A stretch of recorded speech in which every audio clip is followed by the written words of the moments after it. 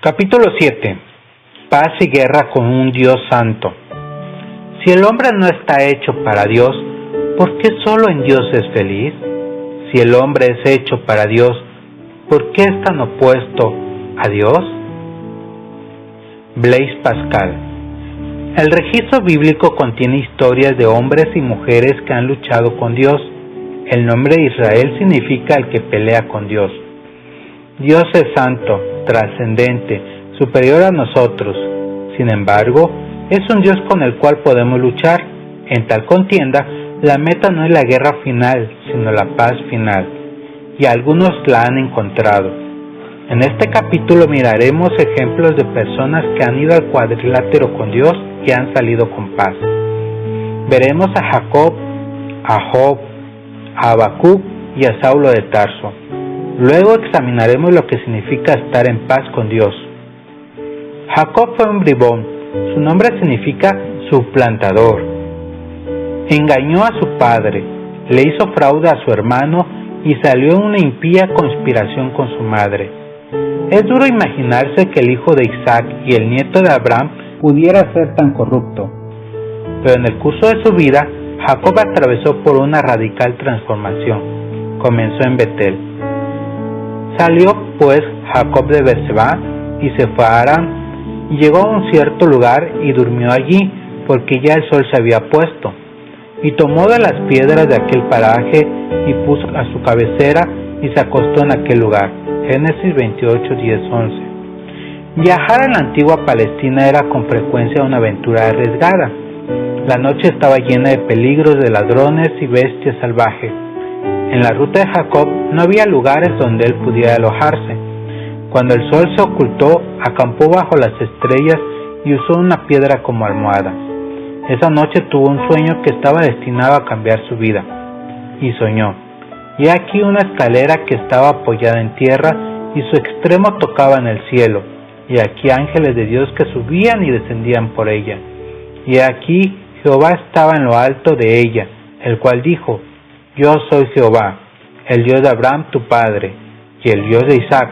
La tierra que estás acostados te la daré a ti y a tu descendencia. Será tu descendencia como el polvo de la tierra, y te extenderás al occidente y al oriente, al norte y al sur. Y todas las familias de la tierra serán benditas en ti y en tu simiente. He aquí, yo estoy contigo, y te guardaré por donde quiera que fueres, y volveré a traerte a esta tierra, porque no te dejaré hasta que haya hecho lo que te he dicho. Génesis 28, 12, 15. La escalera de Jacob, que vio en su sueño, sirvió como un puente entre el cielo y la tierra. Hasta ese momento Jacob no tenía relación con las cosas celestiales. Él tenía una profunda conciencia de la ausencia de Dios. Parece extraño que un hijo de Isaac y nieto de Abraham fuera tan secular. Abraham había hablado con Dios. Seguramente el joven Jacob se había sentado alrededor de las fogatas y escuchado la historia de su padre y su abuelo. Él tuvo que haber conocido acerca del mandato de Dios a Abraham para sacrificar a Isaac sobre un altar en el monte Moriah. Jacob vivió una vida mundana. Las conversaciones sobre asuntos celestiales le habían hecho muy poca impresión. Su mente estaba fija en la tierra, hasta donde él sabía. Había una brecha sin puente entre el cielo y la tierra. Sí había un Dios, era tan remoto, tan absolutamente trascendente que no tenía relevancia en su vida. Este Dios de quien sus padres hablaban era demasiado alto para alcanzarlo, hasta que tuvo el sueño. El sueño era de una escalera, un punto de contacto entre lo santo y lo profano. Sobre la escalera Jacob vio a ángeles ascendiendo y descendiendo del cielo hacia la tierra y viceversa. El tráfico era continuo. En el tope de la escalera Jacob vio la figura de Dios, quien le habló confirmándole la promesa que le había hecho anteriormente a Abraham y a Isaac. Esa promesa continuaría por las futuras generaciones pasando a través de él, convirtiéndola así en el transmisor del pacto que Dios había jurado. Dios prometió estar con Jacob donde quiera que él fuera, hasta que las promesas se cumpliesen. ¿Qué le sucedió a la escalera de Jacob? La imagen desapareció virtualmente de la historia del Antiguo Testamento. Pasaron los siglos sin que se le mencionara. Repentinamente apareció de nuevo en el Nuevo Testamento. Felipe halló a Natanael y le dijo: hemos hallado a aquel de quien escribió Moisés en la ley, así como los profetas, a Jesús, el hijo de José, de Nazaret. Natanael le dijo: ¿de Nazaret puede salir algo bueno? Le dijo Felipe: ven y ve. Cuando Jesús vio a Natanael que se le acercaba, dijo de él: he aquí un verdadero israelita, en quien no hay engaño. Le dijo Natanael: ¿de dónde me conoces? Respondió Jesús y le dijo: antes que Felipe te llamara, cuando estabas debajo de la higuera, te vi. Respondió Natanael y le dijo: Rabí, tú eres el Hijo de Dios, tú eres el Rey de Israel. Respondió Jesús y le dijo: porque te dije, te vi debajo de la higuera, ¿crees? Cosas mayores que estas verás. Y le dijo: de cierto os digo, de aquí adelante veréis el cielo abierto y a los ángeles de Dios que suben y descienden sobre el Hijo del Hombre. Juan 1:45-51. Las palabras de Jesús a Natanael fueron radicales. En esta conversación él declaró que él mismo es la escalera de Jacob. Él es el puente entre el cielo y la tierra. Es el que cierra el abismo entre el trascendente y los simples humanos. Los ángeles de Dios ascienden y descienden sobre él, y hace que el Dios ausente se haga presente entre nosotros. ¿Fue esto lo que Jacob vio indistintamente en forma de penumbra? Cuando Jacob despertó de su sueño, estaba conmocionado. Fue sobrecogido por el poder de esta visión nocturna. Y despertó Jacob de su sueño y dijo: ciertamente Jehová está en este lugar, y yo no lo sabía. Y tuvo miedo y dijo: cuán terrible es este lugar, no es otra cosa que casa de Dios y puerta del cielo. Génesis 28:16-17. El nombre del lugar donde Jacob tuvo su sueño llegó a ser conocido como Betel. En hebreo la palabra Betel significa casa de Dios. Allí no había tabernáculo, templo o iglesia. Jacob le llamó la casa de Dios porque allí el santo se reveló a sí mismo. Las palabras de Jacob son típicas de la forma en que la cultura contemporánea se siente. La nuestra es época en que la gente siente la ausencia de Dios. No vemos zarzas ardientes, pilares de fuego, ni Cristo encarnados caminando entre nosotros. Nos sentimos abandonados, lanzados a las aguas de un universo hostil, aún peor, indiferente. Parece que estuviéramos encerrados en un mundo en el cual no hay salida, ni escalera para las estrellas. Jacob sintió lo mismo hasta que tuvo este sueño. Sus palabras son relevantes para nuestros días. Ciertamente Jehová está en este lugar y yo no lo sabía. Dios había estado allí todo el tiempo. Él no estaba lejos de Jacob, pero Jacob había vivido toda su vida sin estar consciente de su presencia. Esta trágica ignorancia de la presencia de Dios es escenificada diariamente en la vida de millones de personas en nuestros días. Dios está aquí, pero nosotros estamos ajenos. En el momento en que nos hacemos conscientes de su divina presencia, también comienza el más profundo conflicto personal que una persona puede experimentar. El sueño no fue el fin del conflicto de Jacob, fue el principio de un conflicto que habría de permanecer, y desde ese momento en adelante él comenzó a luchar por su propia alma. ¿Cuán terrible es este lugar? Esta fue la respuesta de Jacob al encontrarse en la casa de Dios. Normalmente la gente no se siente así en la iglesia. No hay sentido de asombro al estar en la presencia de uno que nos hace temblar. La gente asombrada nunca se queja de estar aburrida en la iglesia. Los académicos no se ponen de acuerdo sobre el momento preciso de la conversión de Jacob. Algunos dicen que fue en Betel, otros que fue más tarde, cuando tuvo su terrible y decisiva lucha con Dios.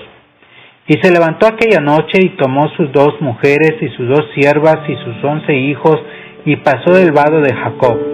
Los tomó pues e hizo pasar el arroyo a ellos y a todos los que tenía.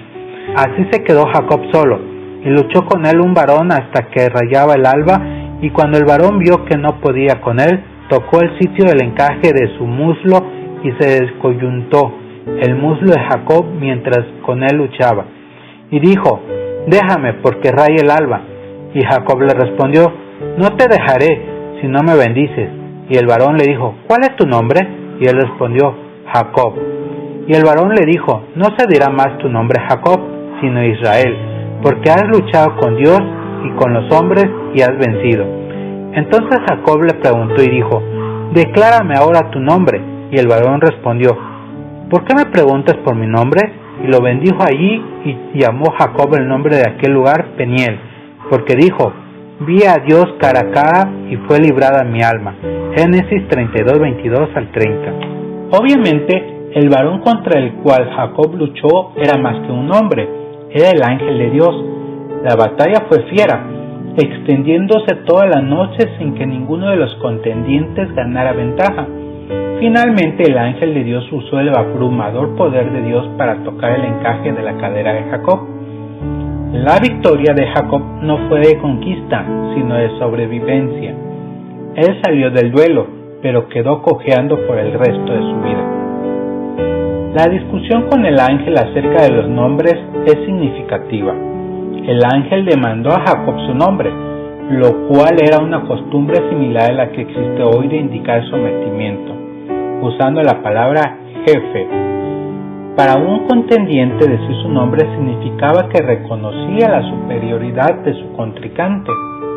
Cuando Jacob sometió su nombre, él sometió su alma, renunció a la autoridad sobre su vida. Con el sometimiento vino un nuevo nombre y una nueva identidad: Israel. En la derrota, Jacob aún esperaba un retiro, un empate que dejara su orgullo intacto. Aún una decisión dividida ayudaría. Él le dijo al ángel: por favor, dime tu nombre. Note la diferencia en el asunto del intercambio de nombres. El ángel le demandó su nombre a Jacob y él lo sometió. Jacob cortésmente le pregunta su nombre al ángel y no lo logró. Este fue el acto final de la conquista divina. No hay decisiones divididas con Dios. Él es el invencible campeón del universo. El Dios Santo no puede ser derrotado en un combate personal, pero hay consolación aquí. Jacob luchó con Dios y vivió. Fue derrotado, quedó lastimado, pero sobrevivió a la batalla. Al menos, de esto podemos aprender que Dios se comprometerá con nosotros en nuestras luchas honestas. Podemos pelear con el Santo, ciertamente, para que el poder transformador de Dios cambie nuestras vidas. Debemos pelear con Él. Si queremos saber lo que significa experimentar la dulzura de someter nuestros nombres, debemos saber lo que es pelear con Dios toda la noche. Nadie jamás tuvo un debate más vivo y estridente con Dios que Job. Si algún hombre parece haber tenido el derecho de desafiar a Dios, fue Job, que había sido declarado justo por Dios mismo, y a pesar de ello fue afligido con inmensurable miseria. El pobre Job luce en este drama como si fuese nada más que una pieza en una batalla cósmica entre Dios y Satanás. Dios permitió que Job fuese puesto bajo prueba. Sus posesiones fueron robadas, su familia fue destruida y finalmente fue afligido con sarna. Él no encontró alivio para su dolor. Su angustia física pronto afectó su alma. Una vez hablé con una anciana que combatía el cáncer con quimioterapia y que sufría los efectos laterales de náusea por el tratamiento. Le pregunté cómo se sostenía su estado de ánimo y me ofreció una honesta respuesta. Es duro ser cristiano cuando su cabeza está en el inodoro. La mujer entendía la estrecha conexión entre el cuerpo y el alma. Es extremadamente difícil ser espiritual cuando el cuerpo está afligido con dolores incesantes. Pero Job no blasfemó. Él exclamó: he aquí, aunque él me matare, en él esperaré. Job 13:15. Aún su esposa trató de convencerlo que se suicidara. Su consejo fue simple y directo: maldice a Dios y muérete. Job rehusó tomar la salida fácil. Él sufrió el consejo de los necios al escuchar las palabras de sus amigos. Finalmente desafió a Dios respecto a su situación. Enfrentó a Dios solo, luchando y batallando por respuesta a su miseria. La respuesta de Dios realmente no fue muy alentadora. Entonces respondió Jehová a Job desde un torbellino y dijo: ¿Quién es ese que oscurece el consejo con palabras sin sabiduría? Ahora ciñe como varón tus lomos. Yo te preguntaré y tú me contestarás. ¿Dónde estabas tú cuando yo fundaba la tierra? Házmelo saber, si tienes inteligencia. ¿Quién ordenó sus medidas, si lo sabes? ¿O quién extendió sobre ella cordel? ¿Sobre qué están fundadas sus bases? ¿O quién puso su piedra angular cuando alababan todas las estrellas del alba y se regocijaban todos los hijos de Dios? ¿Quién encerró con puertas el mar cuando se derramaba saliéndose de su seno, cuando puse yo nubes por vestidura suya y por su faja oscuridad, y establecí sobre él mi decreto?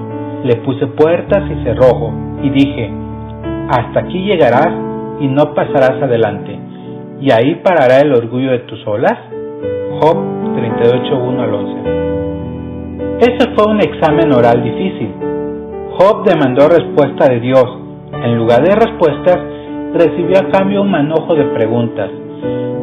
Dios reprendió a Job por arrojar una sombra oscura sobre la sabiduría divina con su ignorancia. Era como si Dios le dijera: muy bien, Job, ¿tú quieres interrogarme? Está bien, yo te contestaré, pero primero tengo algunas preguntas para ti. Como balas de una ametralladora, Dios disparó sus preguntas, cada una más temible que la anterior. Finalmente Job habló. Entonces respondió Job a Jehová y dijo: He aquí yo soy vil, ¿qué te responderé? Mi mano pongo sobre mi boca, una vez hablé, mas no responderé. Aún 2 veces más no volveré a hablar. Job 43:5. Considere la imagen que Job usó. Él dijo que pondría su mano sobre su boca, se ató a sí mismo, cubrió sus labios con su mano para que ya no salieran más palabras necias. Estaba penado por haber desafiado a Dios. Reconoció que sus palabras habían sido pretenciosas. Había dicho todo lo que quería decir, mas la interrogación continuó. Dios aún no había terminado con su examen. Él hizo una serie de preguntas que abrumaron a Job. ¿Invalidarás mi juicio? ¿Me condenarás a mí para justificarte tú? Job 48. Aquí el asunto es sencillo. El desafío de Job vuela entre los dientes de la justicia divina. Sus acusaciones eran un insulto a un Dios santo. La pregunta de Dios resonó en los oídos de Job. ¿Me condenarás a mí para justificarte tú? No hay duda que Job deseaba ser justificado. Estaba cansado de las acusaciones de sus amigos. No entendía por qué era tan miserable. Él oró para ser vindicado, pero su deseo había ido muy lejos. Estaba al borde de negociar la justicia de Dios por la suya. Había cruzado la línea en el debate. Sugirió que tal vez Dios había hecho maldad. Dios le pidió que rectificara. ¿Quieres condenarme para ser tú exonerado? El peso completo de las preguntas de Dios cayó sobre Job. Casi fue aplastado por ellas. Finalmente quitó su mano de su boca y habló de nuevo. Esta vez no hubo acusaciones en sus palabras. Él rompió su voto de silencio solo para expresar su contrición. Yo conozco que todo lo puedes y que no hay pensamiento que se esconda de ti. ¿Quién es el que oscurece el consejo sin entendimiento? Por tanto, yo hablaba lo que no entendía, cosas demasiado maravillosas para mí que yo no comprendía. Oye, te ruego y hablaré. Te preguntaré y tú me enseñarás. De oídas te había oído, mas ahora mis ojos te ven. Por tanto, me aborrezco y me arrepiento en polvo y ceniza. Job 42:2-6. Al leer esta sección del libro de Job, podemos tener la idea de que Dios estaba intimidando a Job. Él estaba preguntando y Dios le dijo a Job que le contestaría sus preguntas. Pero las respuestas nunca vinieron. En realidad había una condición conectada a la promesa de responder. Job tenía que dar sus respuestas primero, pero Job falló el examen. Entonces Dios no le dio sus respuestas. Sin embargo, Job quedó satisfecho. Aunque Dios no le dio respuestas, las preguntas de Job cesaron. Él recibió una respuesta más elevada que la que una réplica directa le habría provisto. Dios respondió a las preguntas de Job no con palabras, sino consigo mismo. Tan pronto como Job vio quién es Dios, quedó satisfecho. Ver la manifestación de Dios fue todo lo que él necesitó. Fue capaz de dejar todos los detalles en la mano de Dios. Una vez que Dios ya no estuvo envuelto en el manto del misterio, Job pudo vivir cómodamente con unas pocas preguntas sin contestar. Cuando Dios apareció, Job estaba tan ocupado arrepintiéndose que ya no tuvo tiempo para otros desafíos. Su indignación fue redirigida hacia sí mismo. Me aborrezco y me arrepiento en polvo y ceniza. Ocupémonos ahora de otro hombre del Antiguo Testamento que desafió a Dios. Fue el profeta Habacuc quien fustigó a Dios por hacer cosas que ofendían su sentido de justicia. El profeta se sintió agraviado de que el pueblo de Dios sufriera a manos de una nación que era más perversa que ellos mismos. Aparentemente lucía como si Dios hubiera olvidado sus promesas a los judíos y se hubiese cambiado de bando, aliándose con la perversa Babilonia. Para Habacuc esto era comparable a que un judío moderno se preguntara si Dios estaba del lado de Hitler durante el Holocausto. La queja de Habacuc quedó registrada con una ruidosa protesta. ¿Hasta cuándo, oh Jehová, clamaré y no oirás? ¿Y daré voces a ti a causa de la violencia y no salvarás? ¿Por qué me haces ver iniquidad y haces que vea molestia? Destrucción y violencia están delante de mí, y pleito y contienda se levantan, por lo cual la ley es debilitada y el juicio no sale según la verdad. Por cuanto el impío asedia al justo, por eso sale torcida la justicia. Habacuc 1 del 2 al 4. Habacuc estaba encendido en cólera. Su queja fue tan ardiente que se sobrepasó un poco. Él dijo: la justicia nunca prevalece. Ciertamente en este mundo hay injusticias que esperan una rectificación final, pero decir que la justicia nunca prevalece es sobrepasarse. Igual que Job, Habacuc demandó respuestas. Entró al cuadrilátero con Dios y estaba preparado para la contienda. Se puso sobre su guardia, esperando una respuesta del Todopoderoso. Cuando Dios finalmente habló, la reacción de Habacuc fue como la de Job. Oí y se conmovieron mis entrañas, a la voz temblaron mis labios, pudrición entró en mis huesos, y dentro de mí me estremecí. Habacuc 3:16.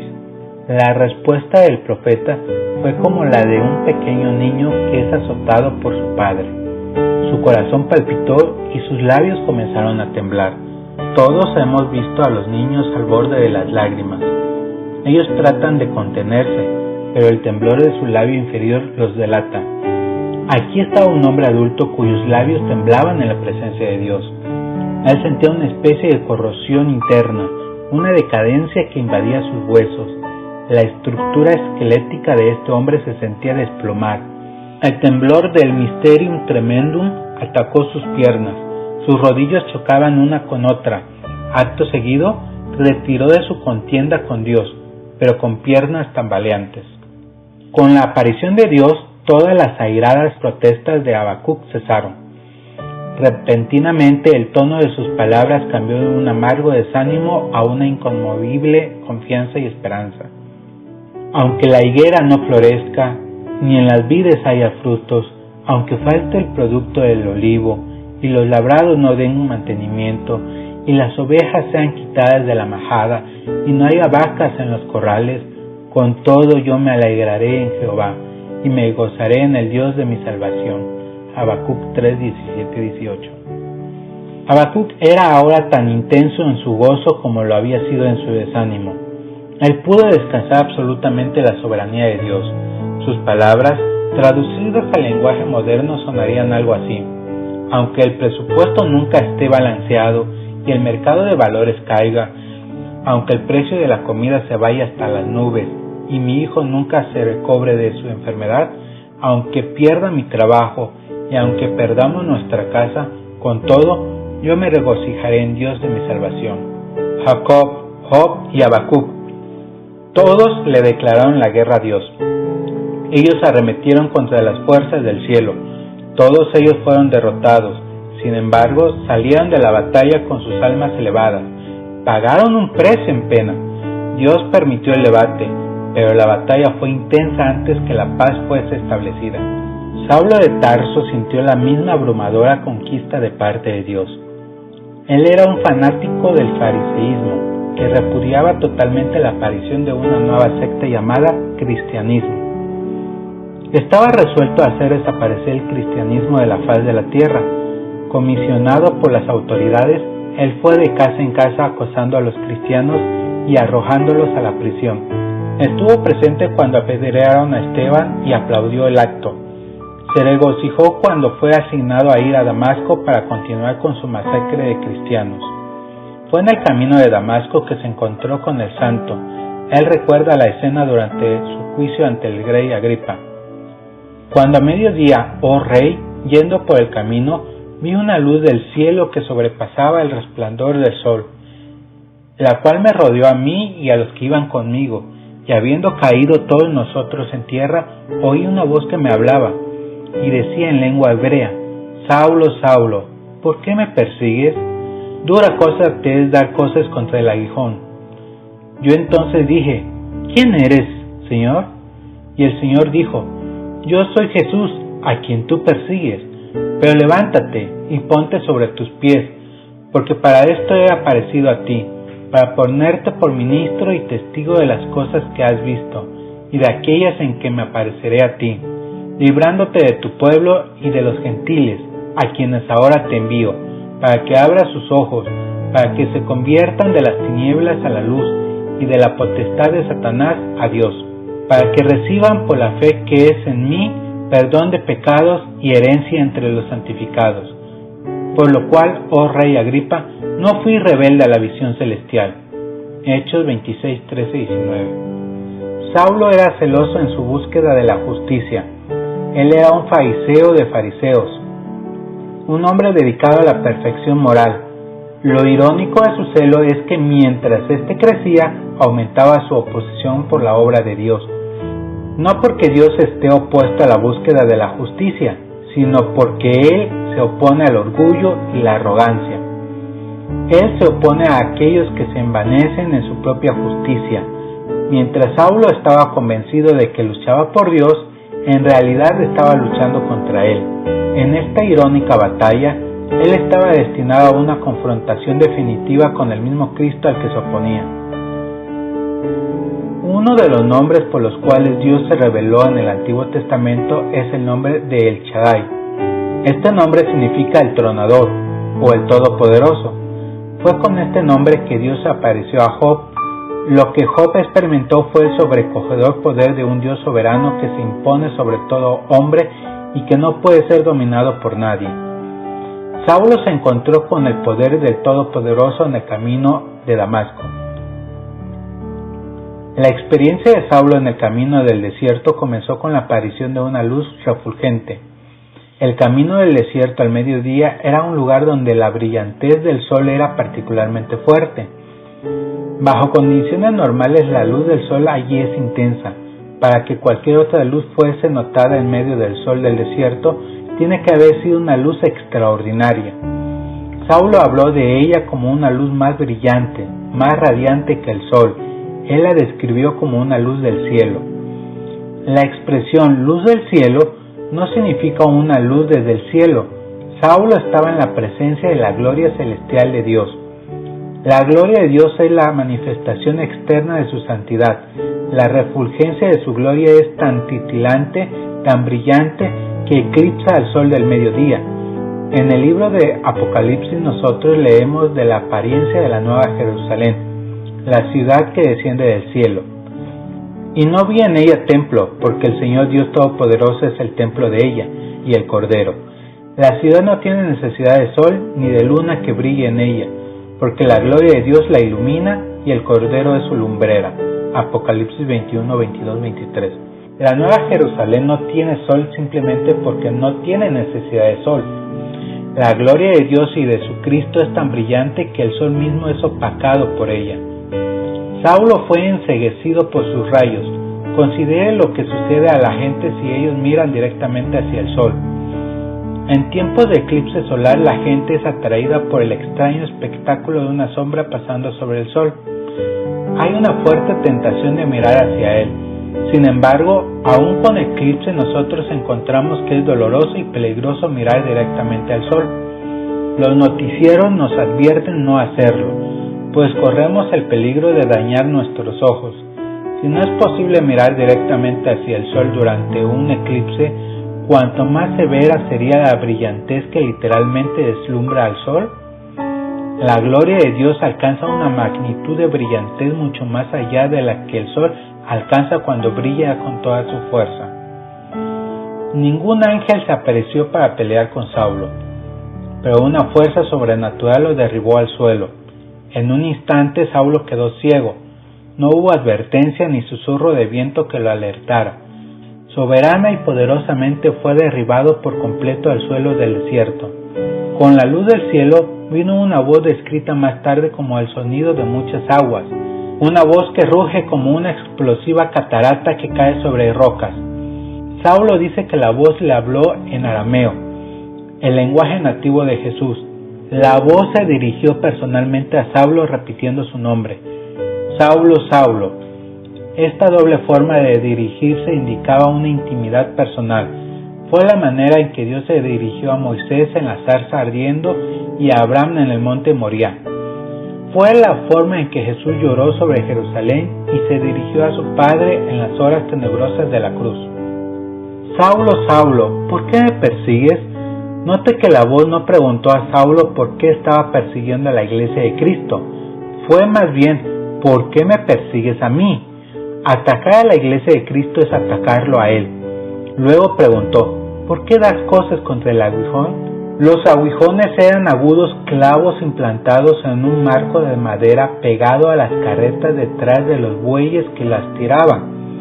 Si un buey se ponía terco y rehusaba moverse hacia adelante, a veces manifestaba su terquedad dando patadas hacia atrás en los clavos. Imagine cuán absurdo sería que un buey, después de patear los clavos, se pusiera tan furioso que los volviera a patear una y otra vez.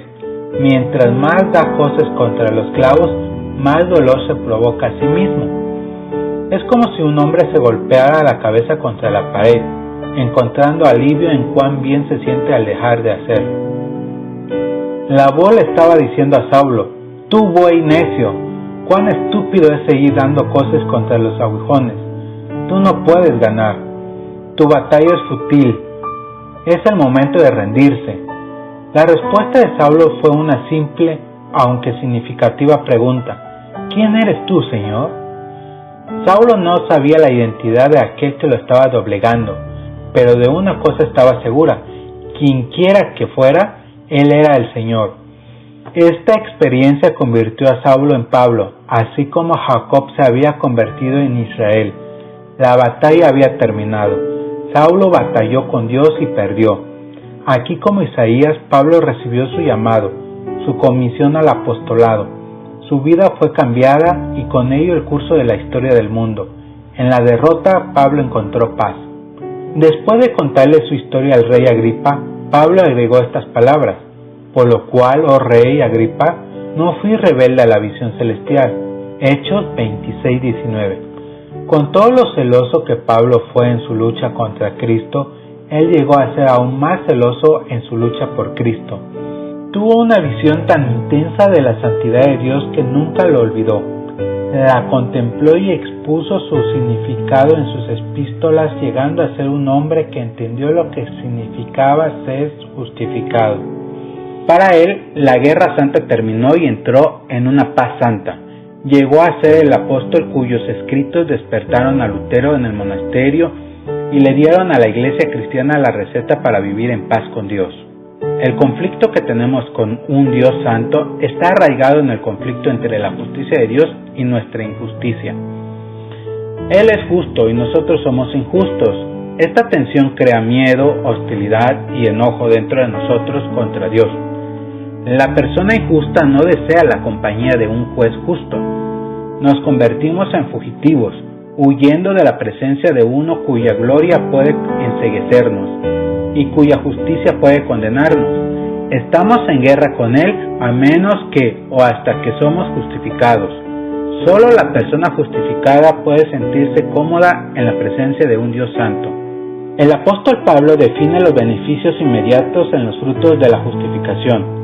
En su epístola a los romanos, él explica lo que nos sucede cuando somos justificados, cuando somos cubiertos con la justicia de Cristo que es por fe. Justificados, pues, por la fe, tenemos paz para con Dios por medio de nuestro Señor Jesucristo, por quien también tenemos entrada por la fe a esta gracia en la cual estamos firmes y nos gloriamos en la esperanza de la gloria de Dios. Romanos 5, 1 al 2. El primer fruto de nuestra justificación es paz con Dios.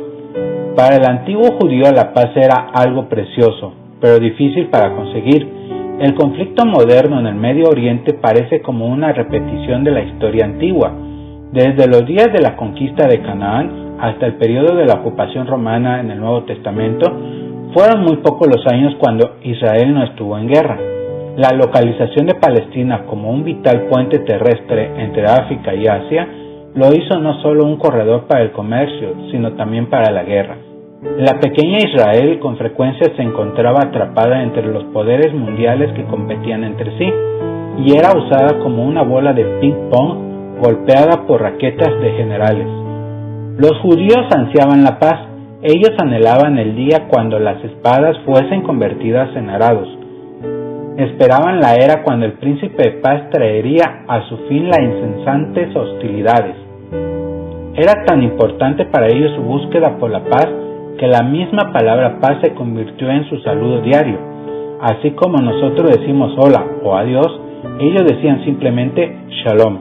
Hasta este día el saludo shalom es una parte integral del vocabulario judío. La palabra paz se refería primariamente a la cesación del conflicto militar, pero tiene otro significado más profundo. Los judíos siempre estuvieron profundamente interesados en la paz interna, porque el tranquilo descanso del alma significaba el fin para un espíritu atribulado. Esto es similar a lo que para nosotros es la paz mental. Recuerdo un caluroso día de verano de 1945 en que yo jugaba béisbol en las calles de Chicago. En aquellos días mi mundo consistía en el terreno que se extendía de una base de béisbol a la otra. Todo lo que me importaba era que mi turno al bate llegara. Me irrité mucho cuando el primer lanzamiento se interrumpió por un ruido y un gran desorden alrededor mío. La gente comenzó a salir corriendo de sus departamentos gritando y haciendo sonar ollas con paletas de madera. Por un momento pensé que podía ser el fin del mundo. Era ciertamente el fin de mi juego de béisbol. En la multitudinaria confusión vi a mi madre corriendo hacia mí con lágrimas en su rostro. Me cubrió con sus brazos y me apretó diciendo con sollozos incesantes: se acabó, se acabó.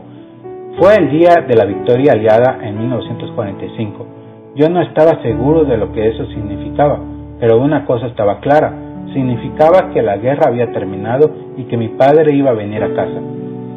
No más correo aéreo al extranjero, no más oír las noticias diarias y los reportes acerca de las víctimas, no más banderas de seda adornadas con estrellas colgando en las ventanas, no más cupones de racionamiento. La guerra había terminado y por fin la paz había llegado.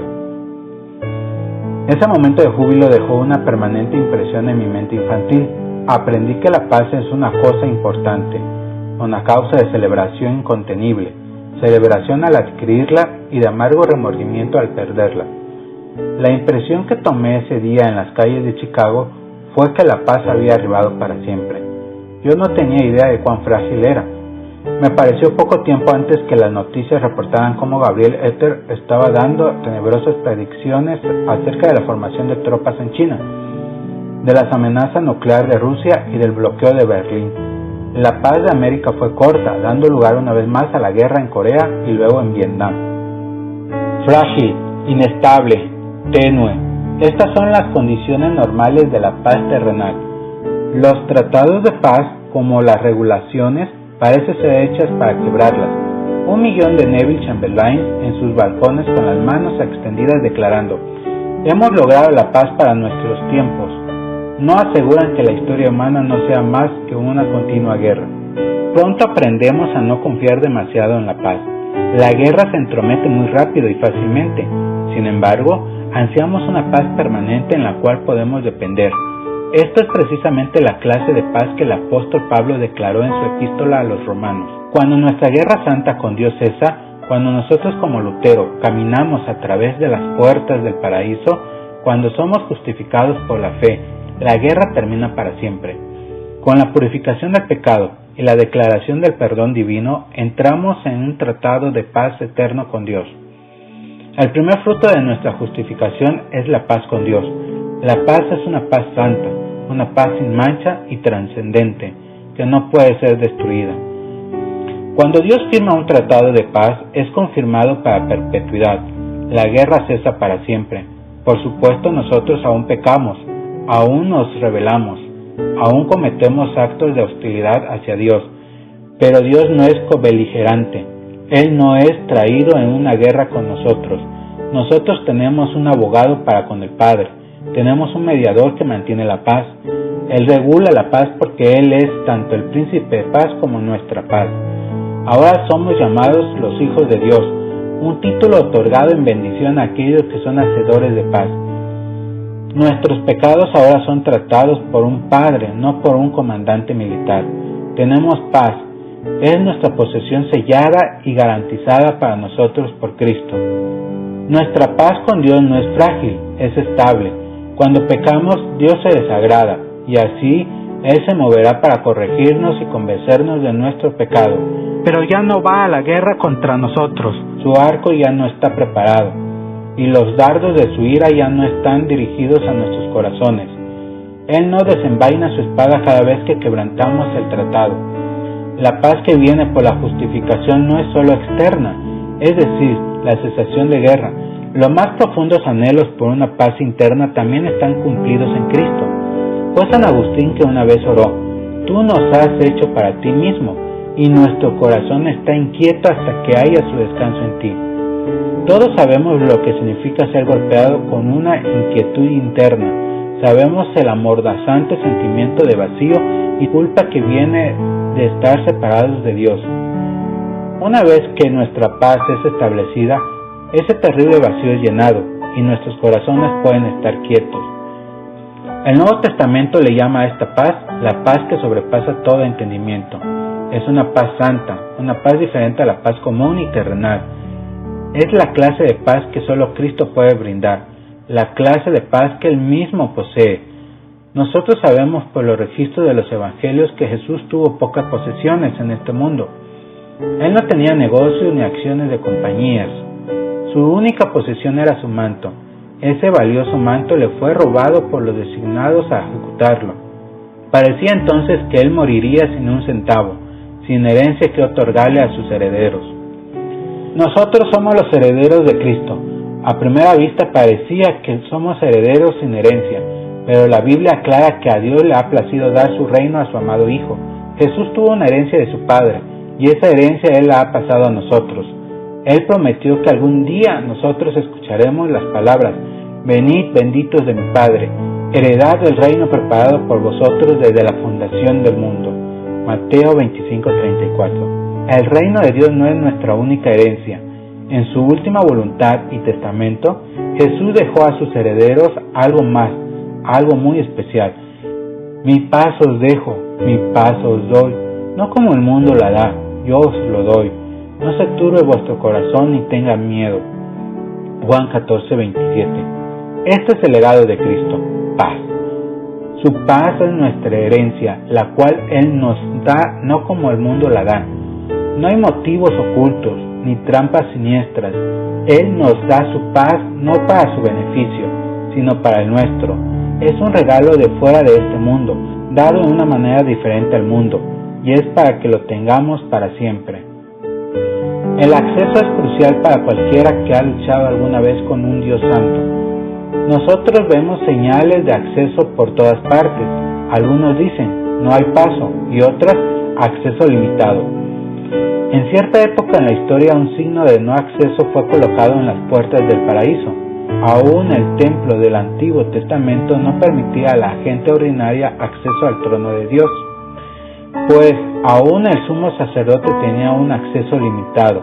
Una vez al año, bajo cuidadosas circunstancias, un grueso velo separaba el lugar santísimo del resto del templo. Estaba fuera de los límites, área restringida. Ninguna admisión era permitida al creyente común y corriente. En el momento en que Jesús fue inmolado, en el instante en el que el justo moría por los injustos, el velo en el templo fue roto. La presencia de Dios se hizo accesible para nosotros. Para el cristiano ha sido removida la señal de no acceso de las puertas del paraíso. Ahora nosotros podemos caminar libremente en Tierra Santa. Tenemos acceso a su gracia. Más aún, tenemos acceso a Él. La gente justificada ya no necesita decirle al santo: apártate de mí porque soy hombre pecador. Ahora podemos sentirnos bienvenidos en la presencia de un Dios santo. Podemos llevar nuestras preguntas a Él. Él no está demasiado remoto para escuchar nuestro clamor. Venimos cubiertos por la justicia de Cristo. Repito, podemos sentirnos bienvenidos en la presencia de Dios. Por supuesto, aún venimos asombrados, con un espíritu de reverencia y adoración, pero la maravillosa noticia es, por tanto, teniendo un gran sumo sacerdote que traspasó los cielos, Jesús, el Hijo de Dios, retengamos nuestra profesión, porque no tenemos un sumo sacerdote que no pueda compadecerse de nuestras debilidades, sino uno que fue tentado en todo según nuestra semejanza, pero sin pecado. Acerquémonos pues confiadamente al trono de la gracia, para alcanzar misericordia y hallar gracia para el oportuno socorro. Hebreos 4, 14 al 16. La Biblia nos invita a acercarnos al trono de gracia con confianza. También se usa la palabra certeza. Siendo justificados podemos tener seguridad al acercarnos a Dios. Tener certeza o confianza no debe ser confundido con ser arrogante o pretencioso. Usa fue más que confiado, él fue arrogante. Nadab y Abiú abusaron de la confianza, insultando la majestad de Dios. Nosotros debemos venir a su presencia confiados y seguros. No hay necesidad de retirarnos de Él o vacilar para entrar en su presencia. Pero cuando nos acercamos, debemos recordar dos cosas. 1. ¿Quién es Él? Y 2. ¿Quiénes somos nosotros? Para el cristiano, la guerra se ha terminado. La paz ha sido establecida. El acceso al Padre es nuestro. Pero aún debemos temblar delante de nuestro Dios. Él aún es santo. Nuestro temblor es el temblor de la admiración y la veneración, no el temblor de la cobardía o del miedo de un pagano que se asusta por el ruido de una hoja. Lutero lo explica así: temamos a Dios, no con un miedo servil como un prisionero ante su atormentador, sino como hijos que no desean desagradar a su amado Padre. Venimos a Él en confianza, venimos a Él con seguridad, tenemos acceso, tenemos una paz santa.